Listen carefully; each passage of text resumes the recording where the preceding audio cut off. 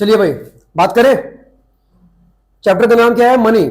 सबसे पहले हम बात करेंगे मनी के बारे में।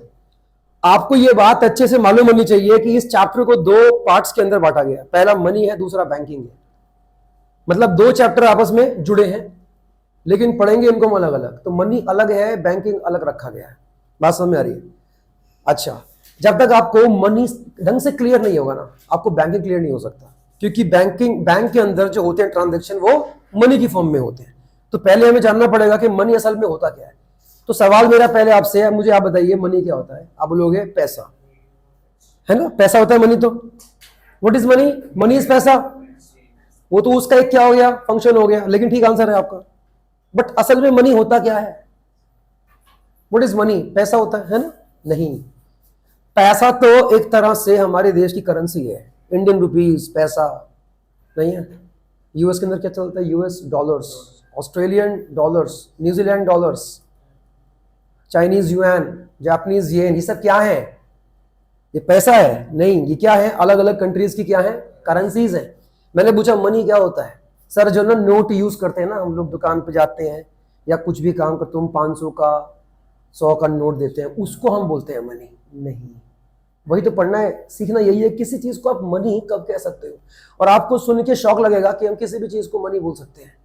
किसी भी चीज को मनी बोल सकते हैं, बस शर्त है कि उसके अंदर वो 4 क्वालिटीज हो जो आज हम पढ़ने वाले हैं, तो वो मनी है। उसके पहले हम ये सीखेंगे, जब मनी इस दुनिया का हिस्सा नहीं था तो दुनिया में ट्रांजैक्शन कैसे होते थे? आपने नाम क्या बोला? Barter system. इसका एक और नाम क्या था? Barter exchange. एक था सीसी इकोनॉमी। सीसी मतलब कमोडिटी टू कमोडिटी इकोनॉमी। ऐसा क्यों हुआ कि बार्टर एक्सचेंज को या बार्टर का जो था आपका सिस्टम, उसको रिमूव कर दिया गया और उसकी जगह पे मनी को लाया गया? कुछ कमियां थी। और सुनो, बहुत सालों तक चला बार्टर सिस्टम, कई सालों तक चला। बाद में कहीं जाके लोगों को महसूस हुआ कि यार इसके थ्रू तो जिंदगी जीना बड़ा मुश्किल है। बार्टर एक्सचेंज के थ्रू हमें किसी नई चीज का आविष्कार करना चाहिए। तब इन्वेंट क्या हुआ? मनी। मनी आया। आप खुद सोचो कि 500 के नोट पे क्या लिखा होता है? 500 रुपया। क्या उस कागज का वैल्यू होगा 500 रुपये? तो फिर क्यों लेते हो उसको? एक्सेप्ट क्यों करते हो कि हाँ जी इसकी वैल्यू 500 के बराबर? क्यों करते हो? वही पढ़ना है। आरबीआई वारबीआई तो बात की बातें हैं, लेकिन वो 500 रुपए का कागज का नोट है तो खाली नोट। आपको शायद ये बात मालूम नहीं है कि एक रुपए का जो कॉइन बनता है ना, उसकी कॉस्टिंग 2 रुपए से ज्यादा की आती है। क्या बोला? जो सिक्का बनता है इसकी कॉस्टिंग ही कितनी? 2.5 की आती है कुछ। 1 रुपए के सिक्के की इसकी वैल्यू कितनी है? 1 रुपया। इस सिक्के की कॉस्टिंग कितनी है? 2 पॉइंट के आसपास है कुछ। जरा सोचिए आप, ये क्यों होता है ऐसा? जरा सोचिए। एक बीच में नोट लॉन्च हुआ था 2000 का, वो कागज 2000 रुपया। क्या वो कागज की वैल्यू होगा 2000 रुपया? फिर भी हम क्या मानते हैं? उसका वैल्यू 2000 रुपया। क्यों? ऐसा क्यों होता है? हम क्यों मान लेते हैं? अभी किसने उसमें गारंटी दी है, कौन बीच में आया, वो सब बात की बात है। बट उसे लीगल टेंडर क्यों बोला गया? उसी के बारे में हमको पढ़ना है। उसी के ऊपर क्या रखा गया है? Chapter money. पहले ये सीखो कि व्हाट इज मनी। पहले हम एक बार देखते हैं, मैं बोल रहा हूं, आप पहले उसको अपनी कॉपीज के अंदर नोट करेंगे एक बार, ठीक है? देखिए, मीनिंग ऑफ बार्टर सिस्टम। क्या बोला मैंने? लिखेंगे meaning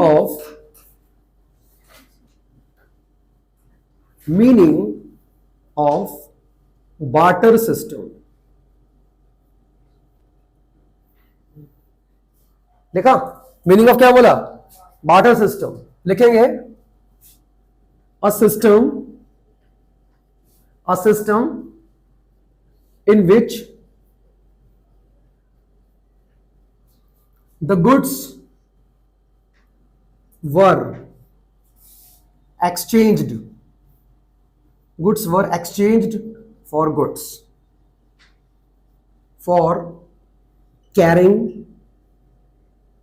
or doing a transaction.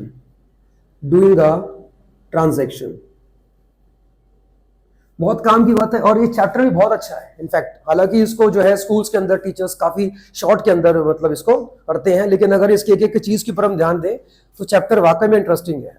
आप इस चीज को जान पाओगे कि मनी, किसी भी चीज को हम मनी कह सकते हैं।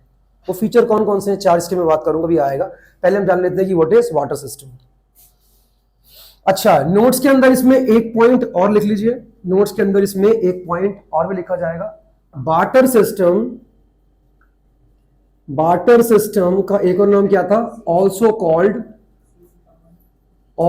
Called barter exchange. क्या बोला? बार्टर एक्सचेंज, या फिर क्या बोलते हैं इसको? बोलो सीसी इकोनॉमी।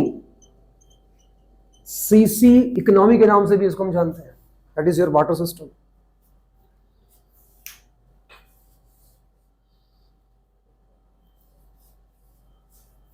उसके बाद हम लिखेंगे कि इसमें लिमिटेशंस कौन कौन सी थी जिसकी वजह से इसको रिमूव कर दिया गया। Limitations of barter exchange. क्या बोला? लिमिटेशंस ऑफ बार्टर एक्सचेंज, कमियां थी तभी तो उसको रिमूव किया गया। अगर उसमें सारी अच्छाइयां होती तो उसको रिमूव ही क्यों करते हैं? जो कि इतने साल तक लगातार चलता गया। चलो अभी मैं आपसे एक बात पूछूं, बार्टर के अंदर क्या लिखा था आपने? Goods against goods. मेरे पास रखा है गुड़, आपके पास रखा है चावल। मैंने आपको अपना क्या दे दिया? गुड़ दे दिया, और आपसे मैंने चावल ले लिया। क्या हम दोनों की नीड्स हो गई पूरी? हाँ, इसी का नाम क्या था? क्या बोलो? बार्टर सिस्टम था। बात समझ में आया? Goods for goods. कभी देखा है लिखा हुआ सर्विसेज फॉर सर्विसेज? क्यों? जबकि आज क्या पढ़ते हैं? There are two types of items, goods and service. लेकिन बार्टर में कभी भी तुमने सर्विस फॉर सर्विस नहीं पढ़ा होगा। इसका जवाब दो, क्यों? Why only goods for goods? किसी भी ऑथर की बुक उठा के देख लो, बार्टर के बारे में उसने ये लिखा होगा, एक ऐसा सिस्टम जिसमें वस्तु के बदले वस्तु एक्सचेंज होती थी। सेवाएं कहां हैं? Where are services? आज नहीं पढ़ते क्या? हम क्या पढ़ते हैं? Export import of goods and services. Goods भी होता है और सर्विस भी होता है। तो फिर बार्टर के अंदर सर्विस कहां था? था ही नहीं वो तो। क्यों नहीं था? क्योंकि मैं आपसे बात कर रहा हूं बहुत सालों पहले की। उस जमाने के लोगों को यह मालूम था ही नहीं कि सर्विस में भी ट्रेडिंग होती है, सर्विस भी नाम की कोई चीज होती है। लोग जानते ही नहीं थे। अगर एक वैद्य किसी को दवाई देता है पहले के जमाने में, तो उसको यह मालूम नहीं था कि मैं इसको सर्विस बेच रहा हूं। वो सिर्फ उस चीज को सेवा बोलते थे, सेवा कर रहे हैं, जिसको आज हम बोलते हैं सर्विस दे रहे हैं। और आज सर्विस की मनी वैल्यू होती है। एक एक्टर क्या बेचता है? अपनी सर्विस बेचता है, और उस सर्विस का ही 100 करोड़ चार्ज करता है। जरा सोचो, सर्विस का इतना पैसा। तो उस जमाने में लोग जानते ही नहीं थे सर्विस भी मार्केट में बाय और सेल हो सकती है। सिर्फ लोग गुड्स को ही जानते थे, बिकॉज दे वर टेंजिबल, दिखते थे और उन्हीं की वैल्यू होती थी। बात समझ में आ रही है?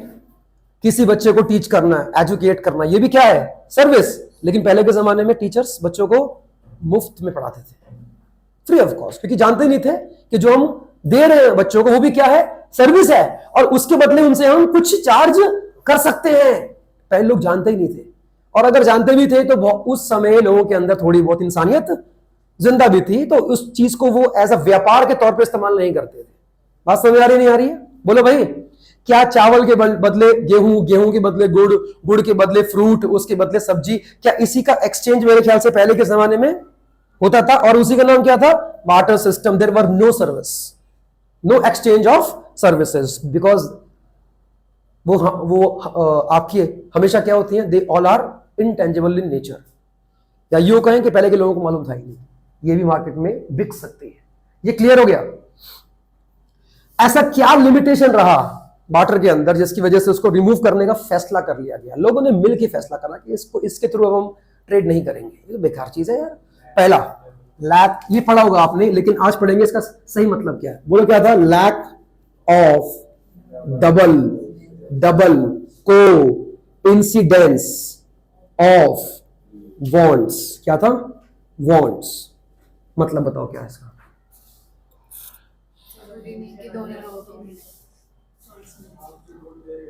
आप जानते हो मतलब क्या है इसका? आप जानते हो मतलब क्या था इसका? इत्तेफाक। तो बोलते हैं व्हाट अ कोइंसिडेंस। यहां कैसे? हम आपको मिल गए तो इत्तेफाक से मिले, नहीं बोलते। तो उसी से क्या आया वर्ड कोइंसिडेंस। मजाक मत करो, मजाक मत करो, देख लो यहाँ पे बात क्या हो रही है। और उसके आगे एक वर्ड क्या लिखा हुआ है, डबल। ये क्या है, डबल कोइंसिडेंस। अनुष्का और मैं मान लेते हैं, गुड़ मेरे पास है और इनके पास क्या है, इनके पास क्या है, राइस मान लेते हैं। इनके पास चावल है और मेरे पास क्या है, गुड़ है।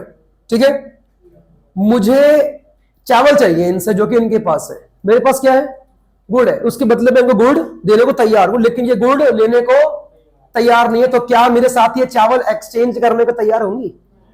पहले मुझे ऐसा व्यक्ति खोजना पड़ेगा जिसके पास चावल भी हो और जो मेरे गुड़ को एक्सेप्ट करके मुझे अपने चावल देने को तैयार भी हो। तो ऐसा आदमी आपको तो इत्तेफाक से मिलेगा। यही तो इसमें कमी थी, लैक ऑफ डबल। दोनों साइड से वांट होनी चाहिए। इनको गुड़ चाहिए, मेरे पास है, इनके पास चावल है, मुझे चावल चाहिए। अब ट्रांजैक्शन पॉसिबल होगा। और जब तक नहीं होगा तब तक आदमी खोजते रहो, चाहे तुम इस बीच में भूखे मर जाओ, लेकिन खोजते रहो, खोजते रहो। ये कमी थी इसके अंदर। देखो, इसकी हम बात कर रहे हैं कि हम लैक था, इसमें लैकिंग था, ये कमी थी। बात समझ में आ रही है? चलो अब हम सेकंड की बात कर लेते हैं। मेरा बोलना क्या था, lack of store of value था कुछ। लैक ऑफ स्टोर ऑफ, ये बताओ क्या था? Lack of store of value का मतलब क्या होता है? बाटर के अंदर सामान की बात करते हैं, गुड्स की बात करते हैं। जब तक आपको ऐसा बायर नहीं मिल जाता जो आपका सामान एक्सेप्ट करने को तैयार हो, तब तक आपको अपना सामान कहीं ना कहीं स्टोर करना पड़ेगा। और उस जमाने में सबके पास स्टोरेज की फैसिलिटीज नहीं हुआ करती थी।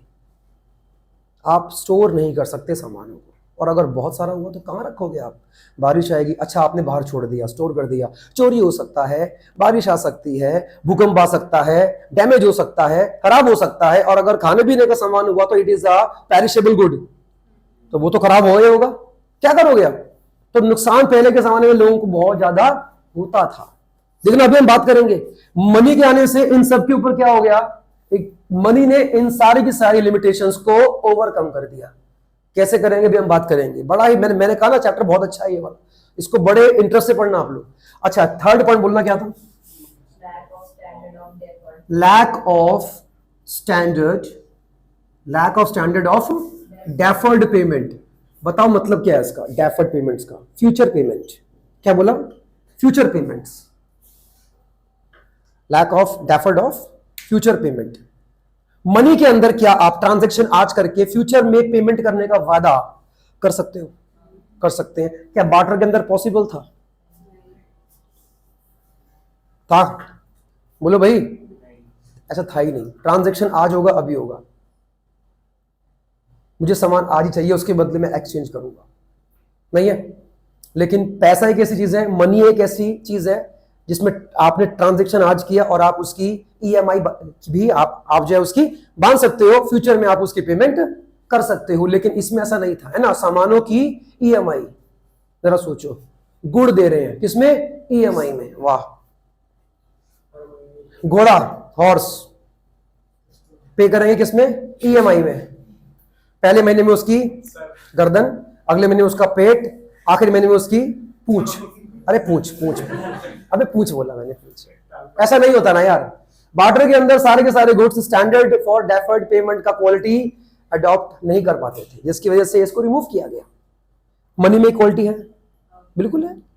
उसका फ्यूचर पेमेंट बड़ी आसानी से हो सकता है और तोड़ तोड़ के हो सकता है। समझ में आ रही नहीं आ रही है? आगे बताना क्या लिखा था? Lack of common measure. क्या बोला? Measure of value. मतलब बताओ क्या है इसका? ये चार ही है मेरे ख्याल से, फिर इसके अलावा और भी है? चार ही है ना। हाँ, और यही चार फंक्शन किसके हैं? आपके मनी के भी हैं। हाँ जी, बताओ मतलब क्या है इसका? Lack of common measure of value मतलब क्या होता है इसका? बार्टर एक्सचेंज के अंदर हर चीज की वैल्यू को मेजर करना और कॉमन मेजर ऑफ वैल्यू उसकी पॉसिबल नहीं थी। कैसे? आइए देखें, एग्जांपल देता हूं मैं। मेरे पास एक पूरा वाटरमेलन है। क्या मेरे पास? वाटरमेलन एक ही है। मैं इनके पास गया, मैंने कहा आपके पास एप्पल है? इसने कहा हाँ जी है। मैंने कहा ये लो मेरा वाटरमेलन, आपको चाहिए? इसने कहा हाँ चाहिए। मैंने कहा आपके पास एप्पल है तो मुझे उसके बदले एप्पल दे दो। हाँ दे दूंगी, लेकिन अब ये देखो कितने एप्पल दिए जाए ताकि एक वाटरमेलन मिले। एक वाटरमेलन की वैल्यू कितने एप्पल के बराबर हो सकती है? क्या आप इसको मेजर कर सकते थे पहले? मतलब ही नहीं है। कितने हैं? 10 हैं, चल 10 थे, इसके बदले मेरा वाटरमेलन। क्या पता कि उस एक वाटरमेलन की वैल्यू 10 एप्पल से कहीं ज्यादा हो। एक पार्टी को नुकसान होना तय है, अब चाहे वो कोई भी हो सकता है। एक एग्जांपल और लेते हैं। इनके पास क्या था? इनके पास चावल पड़े हैं बहुत सारे, मेरे पास एक हॉर्स है। क्या मेरे पास? एक हॉर्स। मैंने कहा चावल दे दे, मैं भूख से मर रहा हूं। मैं घोड़े का क्या करूं? मेरा घोड़ा ले जा। तेरे पास चावल है कितने? बोलेगा 100 किलो। ये ले चावल दे दे। घोड़ा क्या क्या ये गारंटी है कि 100 किलो चावल का वैल्यू एक घोड़े के बराबर है? आप इसको नापोगे कैसे? नहीं समझ में आ रहा है। एग्जांपल ले एक और। आज अकाउंट्स बनते हैं। जरा सोचो, बार्टर एक्सचेंज के जमाने में अगर अकाउंट्स बनते तो उसमें एंट्री कैसे होती? अमाउंट में क्या लिखते हैं? Horse account debit to 10 apples account. क्या?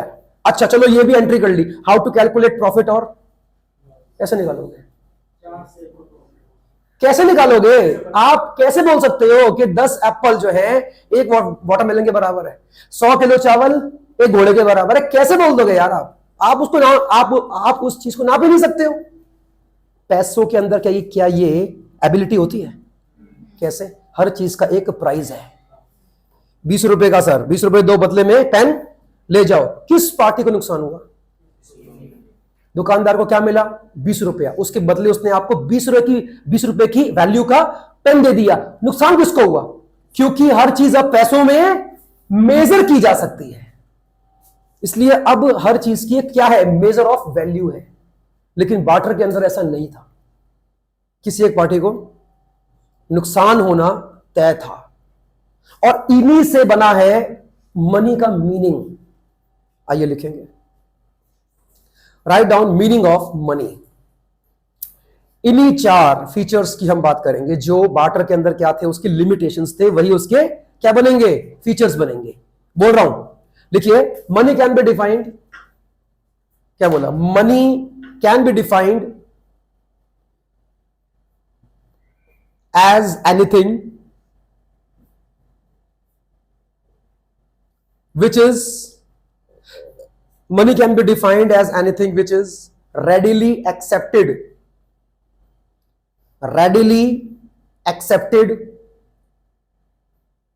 as a medium of exchange. Readily accepted as a medium of exchange. बात समझ में आ रही है?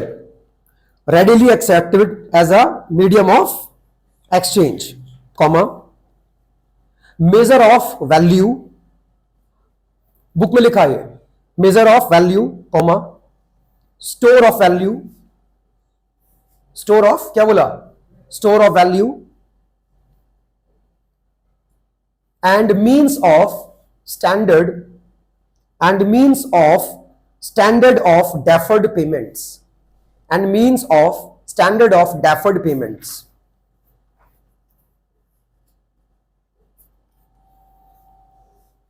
बात करें।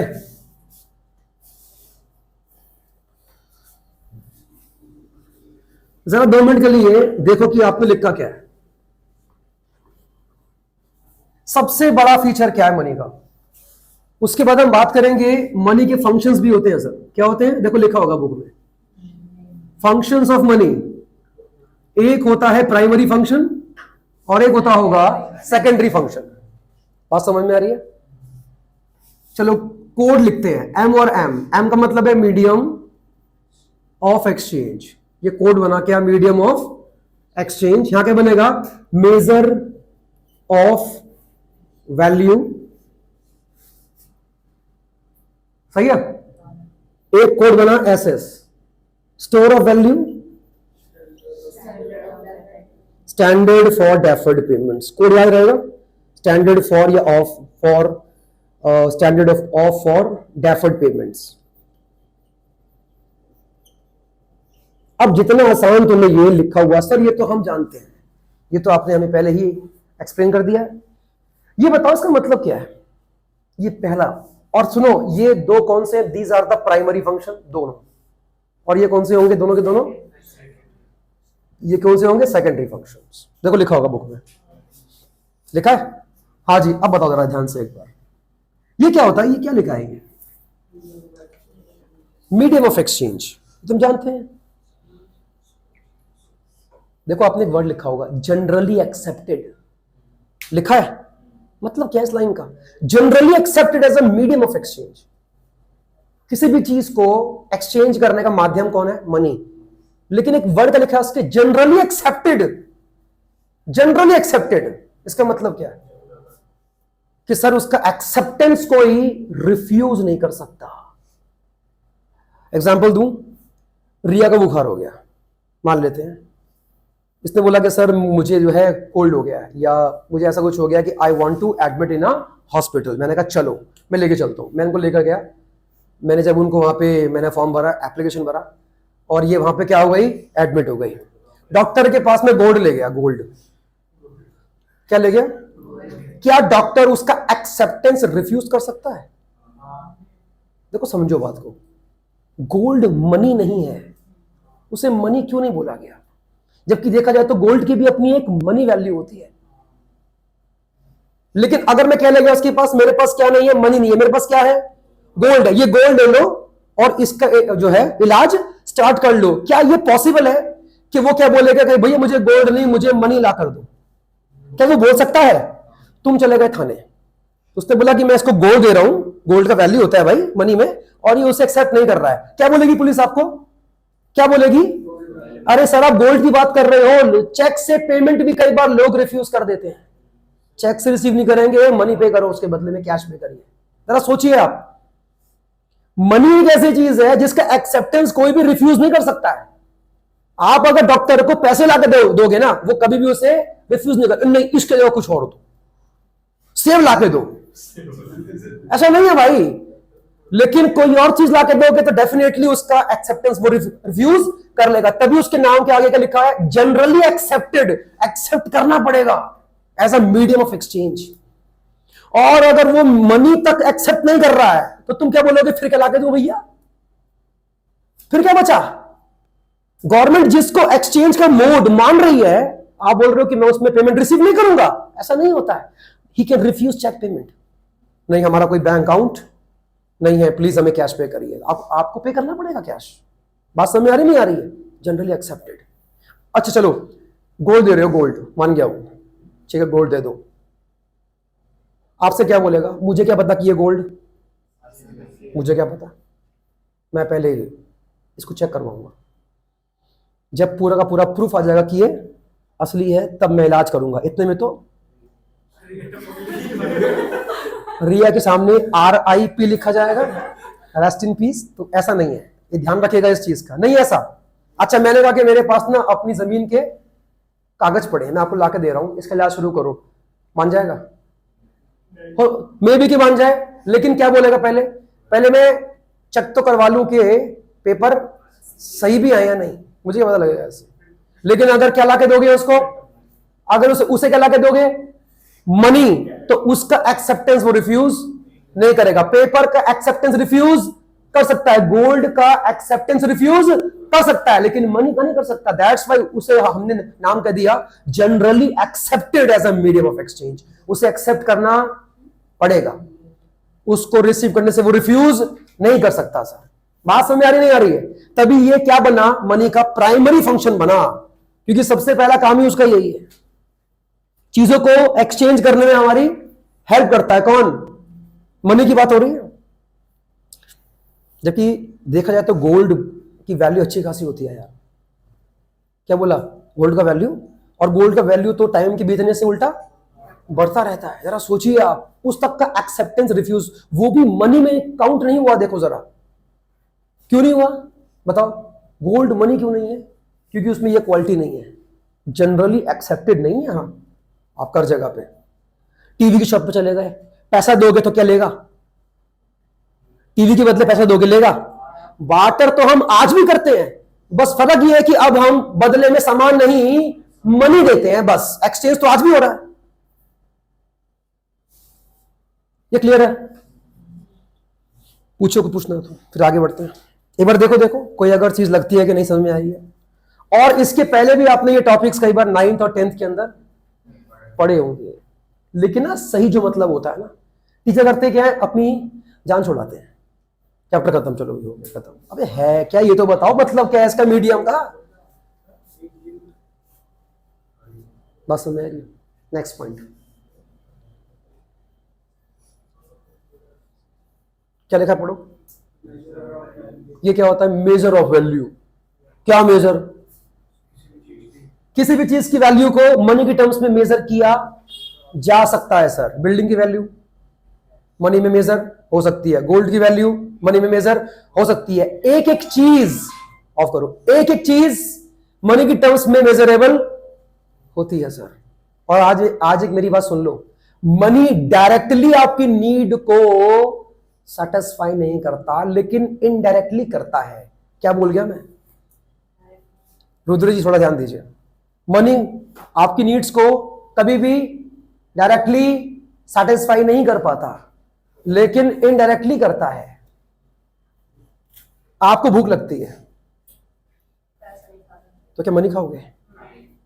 डायरेक्टली आपकी नीड पूरी, लेकिन पैसों से ऐसी चीज ला सकते हो जो आपकी भूख मार सकती है। नहीं ऐसा, डायरेक्टली नहीं, लेकिन इनडायरेक्टली हमारी नीड्स को पूरा करने की ताकत मनी रखता है। कोई डाउट तो नहीं है? आगे बढ़ू? ये हो गया क्लियर? इसलिए हर कंट्री की अपनी खुद की एक मेजर ऑफ वैल्यू होती है। इंडिया की मेजर ऑफ वैल्यू क्या है? INR। USD कहां की है? वो करेंसी भी है, लेकिन इसको अभी हम क्या बोलेंगे? अमेरिका में there is a common measure of value. हर चीज की वैल्यू डॉलर में मेजरेबल है। कहां पे? अमेरिका में। इंडिया में हर चीज की वैल्यू INR में मेजरेबल है। कहां? इंडिया में। बात समझ में आ रही है? तो हर चीज को मनी में मेजर हम कर सकते हैं, लेकिन बार्टर में नहीं मेजर कर सकते। किसी एक पार्टी को नुकसान होके ही रहेगा सर, आप उसको रोक नहीं सकते, कंफर्म है। नेक्स्ट, अब हम कौन से फंक्शन पे आ चुके हैं? सेकेंडरी। ये क्या पढ़ना? बार्टर सिस्टम में हर चीज आप स्टोर नहीं कर सकते, और अगर खाने पीने का सामान तो भैया कब तक स्टोर कर लोगे? वो तो खराब हो जाएगा। Money can be stored, bank, even आपके फोन के अंदर भी मनी अब स्टोर हो सकता है। आपके पेटीएम वॉलेट्स के अंदर, आपका जो आपको UPI होता है, सब में नहीं है? हाँ, हो सकता है।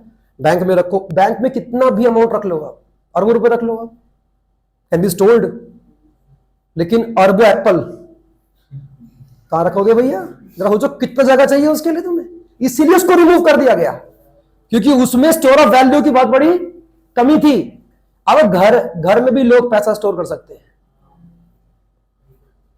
ये बताओ मुझे यार दिव्यांश, 500 के नोट पे क्या लिखा होता है? 500 रुपया। उसका मतलब क्या है? 500 रुपया मतलब क्या है? कि इस नोट का इस्तेमाल करके आप 500 रुपए तक का ट्रांजैक्शन कर सकते हो, 500 से ऊपर नहीं कर सकते।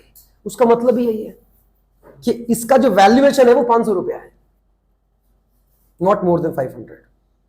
और अगर चाहते हो और करना तो फिर 500 के 2 नोट निकालो। बात समझ में आ रही है? जो मैंने अब तक बोला, अगर उसमें कोई भी प्रॉब्लम है कि सर हमें समझ में नहीं आया, तो पूछिए, क्लियर मैं तब भी नहीं करूंगा। ठीक है? देखो ये पढ़ना क्या लिखा था? तोड़ के पेमेंट हो सकती है मनी के टर्म्स में, लेकिन बार्टर के अंदर हर सामान को आप तोड़ नहीं सकते। जानवरों को आप तोड़ नहीं सकते, अपनी टांग आप तोड़ नहीं सकते, हर चीज। और कुछ तो गुड्स ऐसे होते हैं जिनको तोड़ा जाए तो उनका वैल्यू ही पूरी तरह से खत्म हो जाता है, नहीं है? Full fledged. ये सारी बातें क्लियर हैं आपको? इसमें मनी ने आपको क्या ऑप्शन दे दिया? EMI का, इक्वल मंथली इंस्टॉलमेंट्स। इक्वल बोलो या क्या, या फिर क्या बोलो, इक्वेटेड। समझ में आ रही है? आगे बढ़े, इसे आप कर दूं?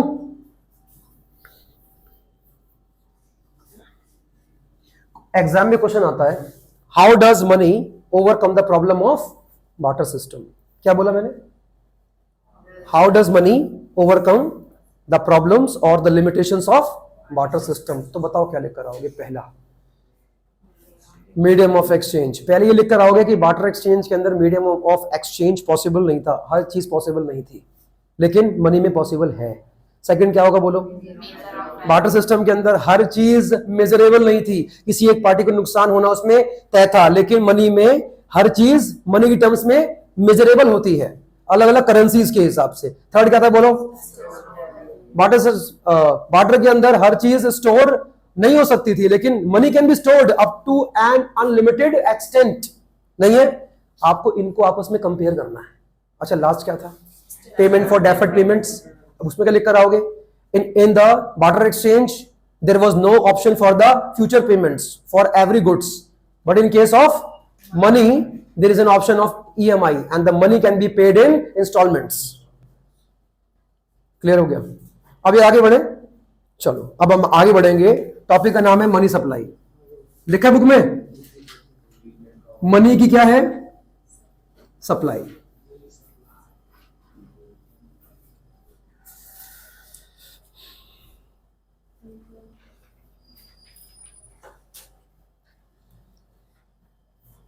जरा बताना कि एक बार अकाउंटेंसी को हिंदी के अंदर क्या कहते हैं? पता किसी को? अकाउंट्स पढ़ते हो? अगर हिंदी में हो तो क्या बोलेंगे? लेखा शास्त्र। क्या बोलते हैं? स्ट्रीम कौन सी है? कॉमर्स। क्या बोलते हैं हिंदी में? वाणिज्य। वाणिज्य। स्टैटिस्टिक्स। स्टैटिस्टिक्स। सांख्यिकी। हाँ, ये कहते हैं सांख्यिकी। हंसी आ रही है ना? हर चीज हिंदी में है सर। एक टॉपिक नाम था PPC, प्रोडक्शन पॉसिबिलिटी कर्व, उसका हिंदी में नाम बताना क्या है? उत्पादन संभावना वक्र। अकाउंट, खाता। शेयर, पता नहीं, शेयर कंपनी का अंश, तू मेरा अंश है। क्या लिखा है पढ़ो? Money supply. आइए पहले इसका मीनिंग एक बार लिख लेते हैं। लिखिएगा, money supply can be defined. क्या बोला? मनी सप्लाई कैन बी, क्या बोला? Defined as total volume of money, total volume of money held by the public. Held by the के बाद क्या बोला? पब्लिक। एट अ पर्टिकुलर, बोलिए मत, at a particular point of time, point of time।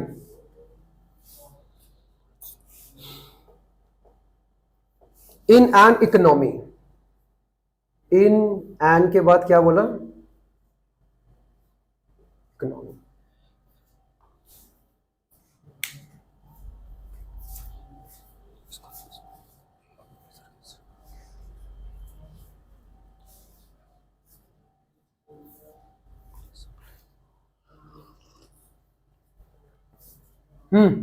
लिखा।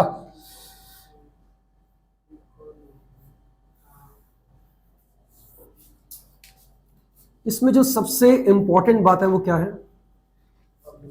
मतलब क्या होता है इसका? जनता, है ना?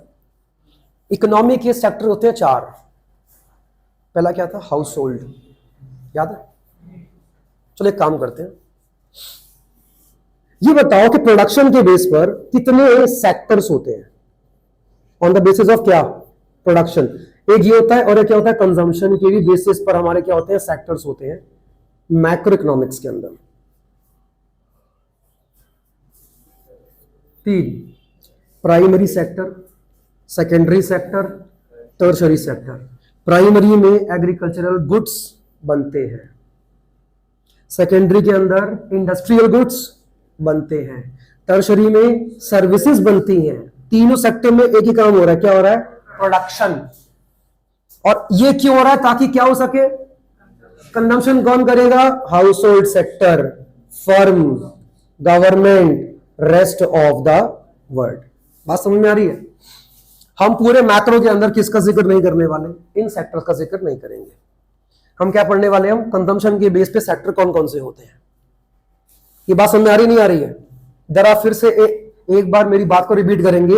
On the basis of consumption sector can be of 4 types. पहला क्या बोला मैंने? हाउस होल्ड सेक्टर, बिजनेस मतलब फर्म की बात है।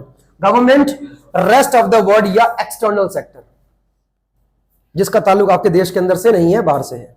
Pakistan is a part of rest of the world. India की government is a part of government sector. जो भी इंडिया में क्या है, बिजनेस है, वो सब किसके पार्ट है, फर्म के अंदर आएंगे। और आप और मैं जो नॉर्मल कौन होते हैं, कंज्यूमर्स, किसमें आएंगे, हाउस होल्ड में आएंगे। बात समझ में आ रही है? अब ये बता दो मुझे, पब्लिक का मतलब क्या है यहां पे? इसमें मेन पॉइंट क्या है भैया? पब्लिक के अंदर बेसिकली दो तरह के लोग आएंगे, पहला हाउस होल्ड सेक्टर और दूसरा firm. Government, rest of the world और सारा का सारा बैंकिंग सेक्टर इसमें नहीं आएगा। क्या बोला, फिर से बताओ जरा ध्यान से पढ़ना। एक बार क्या लिखा है मैंने, एमएस का मतलब क्या होता है? What is MS? Money supply. एक देश के अंदर एक साल के अंदर पूरी की तरह घूमने वाला क्या, मनी जो होता है, और जो किसके हाथ में होता है, पब्लिक के हाथ में होता है। यहां पे क्या मतलब है, इसका मतलब क्या हुआ? पहला हाउस होल्ड सेक्टर और दूसरा फर्म सेक्टर। मतलब हम सिर्फ उन सेक्टर की बात करेंगे जो मनी को यूज करते हैं। क्या बोला? मनी को यूज करते हैं, ना कि मनी को क्रिएट करते हैं। गवर्नमेंट और आरबीआई मनी को क्रिएट करती है, इसलिए नहीं लेंगे हम इनको। जितना पैसा पब्लिक हेल्ड कर रही है एक पर्टिकुलर पॉइंट ऑफ टाइम पे, उसी को हम क्या बोलेंगे, देश के अंदर मनी की सप्लाई, मनी इन सर्कुलेशन। हमारी बॉडी में क्या लगातार घूमता रहता है? ब्लड घूमता रहता है ना? तो वैसे ही मनी भी पूरी की पूरी इकोनॉमी के अंदर क्या करता है, सर्कुलेट करता है। और इसमें हम किसकी बात नहीं करेंगे, क्योंकि गवर्नमेंट भी अगर देखा जाए तो मनी का यूज करती है, लेकिन साथ में गवर्नमेंट क्या भी करती है, मनी को क्रिएट भी करती है। इसलिए अगर वो मनी को क्या भी कर रही है, क्रिएट कर रही है, तो उसको मैं इसमें काउंट नहीं करूंगा। ये एग्जाम में क्वेश्चन आता है, एमसीक्यू में आता है कि इसके अंदर जो क्या मतलब है, पब्लिक, उसमें किस किस की बात होती है। तो क्या लिख कर आओगे, हाउस होल्ड एंड फर्म की बात होती है। No government, no RBI, no other banks. Clear हुआ नहीं हुआ? अब इसका जवाब मुझे कौन देगा? गवर्नमेंट को और आरबीआई और पूरे बैंकिंग को हमने इसमें से एक्सक्लूड क्यों करा, शामिल क्यों नहीं करा? बिल्कुल सही जवाब, क्योंकि बैंकिंग सेक्टर और गवर्नमेंट तो अरबों रुपया छाप के अपने पास रख सकती है, लेकिन उसे इकोनॉमी के अंदर सर्कुलेट नहीं कर सकती। क्यों?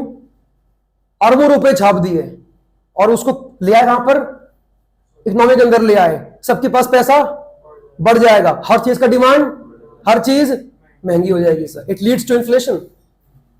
छाप सकती है लेकिन इकोनॉमी में उसे सर्कुलेट नहीं कर सकती। तो सर्कुलेट तो वही हो रही है जो किसके हाथ में है, पब्लिक के हाथ में। और इनमें कौन कौन सी पार्टी आ रही है? पहला हाउस होल्ड सेक्टर, आप और मैं, और कौन आएगी इसके अंदर, फर्म आएगी। बस बात खत्म है। मैं ये नहीं कह रहा हूं कि गवर्नमेंट मनी का इस्तेमाल नहीं करती, करती है, लेकिन साथ में मनी को क्या भी करती है, क्रिएट भी करती है। बैंक भी, आरबीआई मनी को क्रिएट करता है, उसको प्रिंट करता है और कितना भी छाप के अपने पास में रख सकता है वो, लेकिन वो इकोनॉमी में उसको इंजेक्ट नहीं कर सकता। मतलब क्या हुआ, सर्कुलेट नहीं कर सकता। बात समझ में आ रही है? मुझे बताओ मतलब क्या है इसको। Very important question from board point of view. एक क्वेश्चन बनेगा, देखना इसके अंदर से बनेगा ही बनेगा एक क्वेश्चन। मैं ये नहीं कह रहा कि 3 नंबर में, 4 नंबर में, एमसीक्यू में, ये किसी भी फॉर्म में आएगा, लेकिन ये कंफर्म है कि ये आता है। बताओ क्या है मतलब है इसका। What is money supply? आपने क्या सीखा इतनी देर में? करेंसी या money held by the public at a particular point of time in an economy. एक साल के अंदर लोगों के हाथ में कितना पैसा लगा हुआ है। अगर देश में क्या बढ़ जाती है, बोलो, तो कंट्री में इन्फ्लेशन बढ़ जाता है। अगर ये कम हो जाती है, इन्फ्लेशन कम हो जाता है, मतलब इट लीड्स टू डिफ्लेशन। और मैंने पहले भी आपसे कहा, एक बारी के लिए इन्फ्लेशन एक्सेप्टेबल है, डिफ्लेशन इज पॉइजन, जहर है वो। बताओ क्यों? क्यों? अगर डिफ्लेशन होगा तो क्या होगा बताओ? दुनिया का हर बिजनेस घाटे में जाएगा, क्योंकि हर चीज सस्ती हो जाएगी। उनकी कॉस्टिंग आ रही है पूरी की पूरी, लेकिन दाम क्या हो रहा है, हर चीज का गिर रहा है। इससे क्या होगा, उनको लॉस होगा। और जब उनको लॉस होगा तो क्या होगा, वो अपना बिजनेस बंद करेंगे, और बिजनेस के बंद होने से लोगों को काम से निकाल दिया जाएगा। निकालने से देश के अंदर बेरोजगारी बढ़ेगी, उसके बढ़ने से देश के अंदर पॉवर्टी बढ़ेगी, और पॉवर्टी के बढ़ने से क्राइम रेट बढ़ता है। नहीं है? डिफ्लेशन तो जहर है। एक बारी के लिए अच्छा क्या है, इन्फ्लेशन तब भी ठीक लगता है देखने में। इन्फ्लेशन हर साल बढ़ना भी चाहिए, वरना फिर लोग कभी भी लाइफ स्ट्रगल नहीं करेंगे। इंक्रीमेंट क्यों होता है ना? जहां पे हम जॉब करते हैं, पता है मेरा ना 10% इंक्रीमेंट हुआ, 15% इंक्रीमेंट हुआ, इसमें खुश होने वाली बात नहीं है। 10% यहां से आपकी सैलरी बढ़ रही है हर साल, 10% यहां पे हर साल इन्फ्लेशन बढ़ रहा है, तो तुम जहां थे 20 साल के बाद भी वही हो भैया। तुमने कुछ नया काम नहीं करा है, मेरा इंक्रीमेंट हो गया तो क्या हो गया? हो गया तो इंक्रीमेंट इसलिए कर रहे हो ताकि तुम इन्फ्लेशन को बीट कर सको, इसलिए नहीं कि तुम्हारी इनकम बढ़ रही है। ऐसा नहीं होता है। क्लियर नहीं हो रहा? हर साल बच्चे की स्कूल की फीसें बढ़ जाती है, नहीं, रेंट का मकान हर साल का रेंट बढ़ जाता है। जो रेंट लास्ट ईयर था, अगले साल आपका मकान मालिक उससे ज्यादा ही लेगा, पक्का लेगा। महंगाई बढ़ जाती नहीं ऐसा? तो इसीलिए इकोनॉमी को समझो चलती कैसे है। और सुनो मेरी बात, जो साइंस के बच्चे ये बोलते हैं ना कि कॉमर्स तो बड़ी आसान होती है, उन सर एक बार बोल देना, ये मैंने बहुत देखा है, जहां पर मैं काम करता हूं वहां पर भी सेम केस है। कॉमर्स को सोचते पता ये तो बहुत ही, मैं कहता हूं एक सवाल पूछ लेना, what is debit and what is credit? अगर वो जवाब दे देना तुम्हें, माइकल आगे बताऊं तुम्हें, इसका जवाब कॉमर्स के बच्चों के पास भी नहीं होता है। ये कहां से आया? डेबिट सिंबल क्या? डीआर, जबकि डेबिट में कहीं पर भी आर नहीं आता। अब बोलो क्या आंसर है इसका? जवाब दो ना, क्या आंसर है? डॉक्टर, देखो ये कॉमर्स के बच्चे हैं, देखो एक बात, डॉक्टर, नॉनसेंस क्वेश्चन है ना? नहीं, क्वेश्चन तो मेरा ठीक था, लेकिन जवाब नॉनसेंस दिया तुमने। मेरा कहने का ये मतलब, कभी तुमने सोचा है कि डेबिट की स्पेलिंग में आपका कहीं पर भी आर नहीं है, फिर भी सिंबल में आर क्यों लिखते हैं, डी आर क्यों लिखते हैं भैया? इसका कल जवाब लेके आना। मैं बोल तो रहा हूं कॉमर्स वालों के पास भी नहीं है जवाब, तो भैया साइंस तो भूल ही जाओ।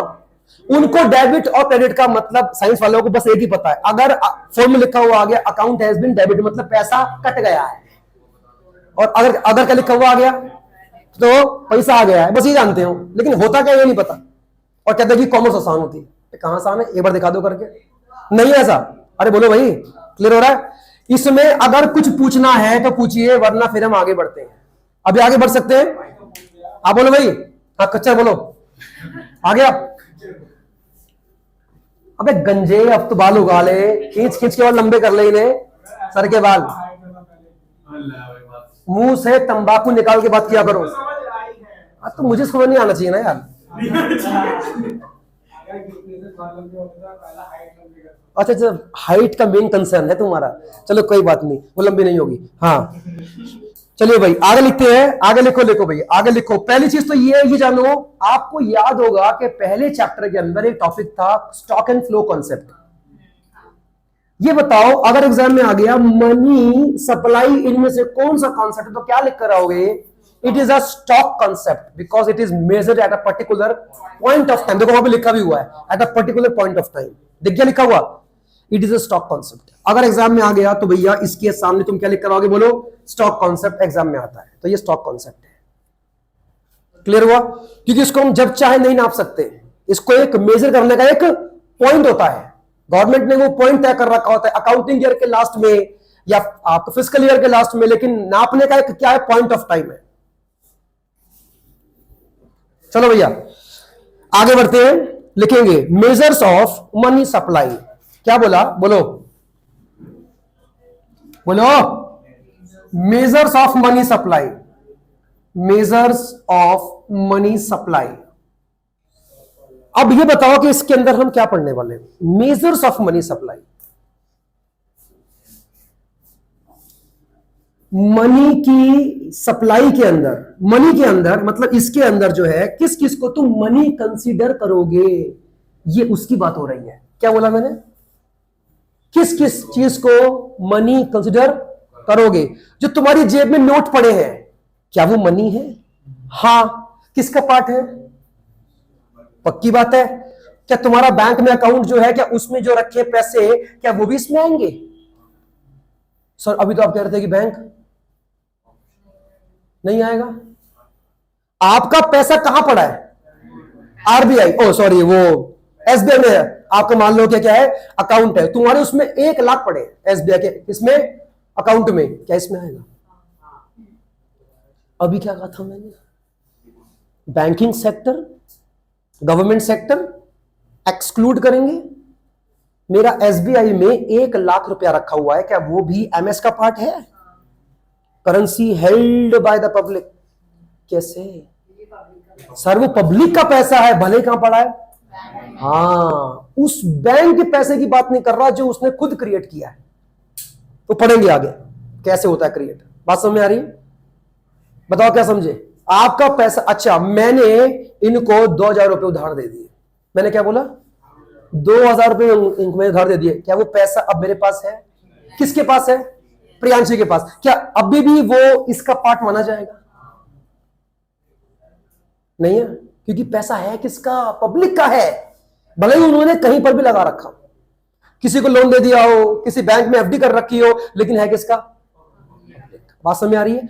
दे all are the part of money supply. इसी की तो हम बात कर रहे हैं कि हाउ टू मेजर कि इसका पार्ट कौन कौन सा मनी बनेगा।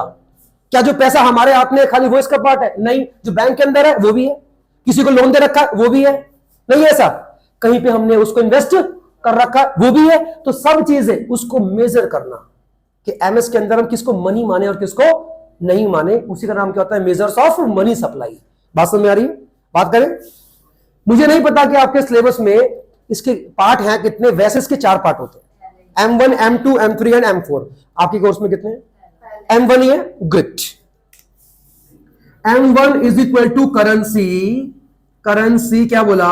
हेल्ड बाय, क्या है? By the public. लिखा है ऐसा कुछ? Plus demand deposits. क्या बोला? डिमांड डिपॉजिट्स हेल्ड बाय, क्या लिखा था? अच्छा, demand deposits of the commercial banks है, ऑफ द कमर्शियल बैंक्स। बहुत अच्छे, कमर्शियल बैंक्स। और लास्ट क्या है? Other deposits with RBI.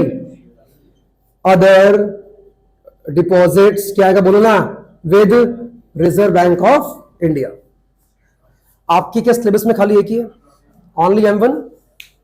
हाँ भाई, आप सबसे पहला मनी किसको बोलोगे बताओ?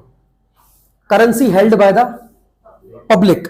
अब करेंसी का मतलब क्या हुआ सर? पेपर नोट्स भी आते हैं, इसमें कॉइन्स भी आते हैं। कॉइन्स का मतलब जानते हो क्या होता है? टोकन मनी भी बोलते हैं कभी कभी।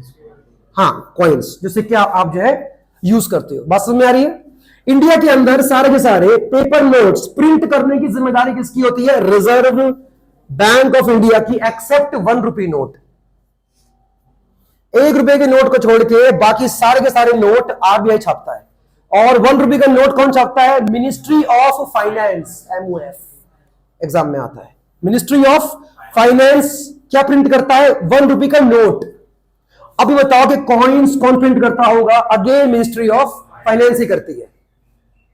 बात समझ में आ रही नहीं आ रही? ये इसके पीछे का एक आंसर है।